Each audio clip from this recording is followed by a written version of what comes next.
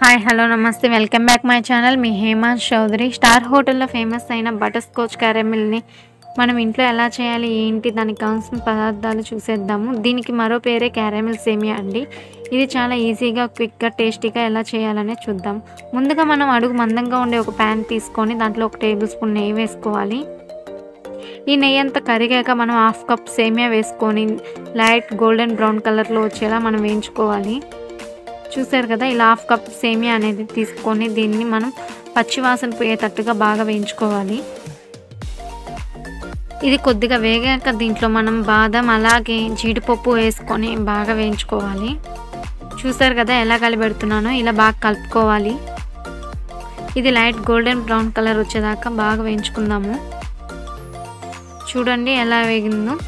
ఇలా బాగా వేగాక దీంట్లో మనం వాటర్ అనేది యాడ్ చేయకుండా మొత్తం 1/2 లీటర్ మిల్క్ అనేది మనం పోసుకోవాలి. 1/2 లీటర్ పాలు తీసుకోవాలండి. చూసారు కదా, ఇలా 1/2 లీటర్ పాలు అనేది పోసుకోవాలి. ఈ సేమియా మొత్తం ఈ పాలల్లోనే ఉడకాలండి, అప్పుడే దీని టేస్ట్ అనేది ఇంకా బాగుంటుంది. ఇది ఉడకడానికి 10 నుంచి 15 నిమిషాలు టైం అనేది పడుతుంది. చూసారు కదా ఎలా ఉడుకుతుందో. ఇది బాగా ఇలాగే పాలల్లో మొత్తం ఉడికిపోవాలి. సేమియా అనేది బాగా మెత్తంగా ఉడకాలండి. సేమియా ఉడికిందా లేదా అనేది ఒకసారి మనం టెస్ట్ చేద్దాము. ఇలా పట్టుకొని సేమియాని ప్రెస్ చేస్తే అది మెత్తగా ఉడికి ఇలా విరిగిపోతుంది.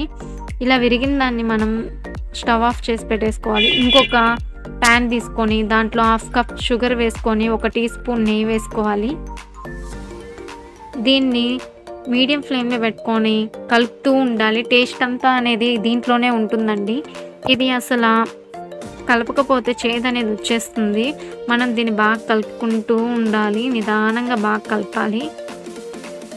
చూసారు కదా మొత్తం కరిగిపోతే ఎలా వస్తుందో ఇలా వస్తుంది. ఇది మనం కలపకపోతే చేదు అనేది తిరిగిపోతుంది. మనం ఎంత కష్టపడినా వేస్టే అండి. చూడండి, ఇది మొత్తం ఒక సిరప్ లాగా బాగా బటర్ స్కాచ్ కలర్లో వచ్చేస్తుంది. దీన్ని మనం చిన్నప్పుడు కమ్మరి కట్ట తింటుంటాం కదండి, అలా ఆ స్మెల్ అనేది ఉంటుంది, అలా వచ్చేస్తుంది. దీన్ని బాగా వేడిగా ఉన్నప్పుడు మనం ముందుగా ఉడకబెట్టుకున్న సేమియాలో వెంటనే పోసేయాలండి. మీరు పోయడం లేటుగానైతే ఇది బాండలకు అతుక్కోబోతుంది, గట్టిగా అయిపోతుంది. ఇలా కొద్ది కొద్దిగా పోసుకుంటూ బాగా కలుపుకోవాలి. చూసారు కదా ఎలా కలుపుతున్నానో.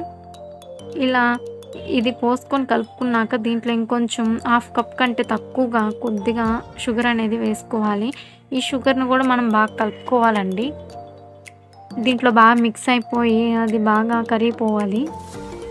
ఒక 2 నిమిషాలు ఉంచామంటే అది బాగా కరిగిపోతుంది.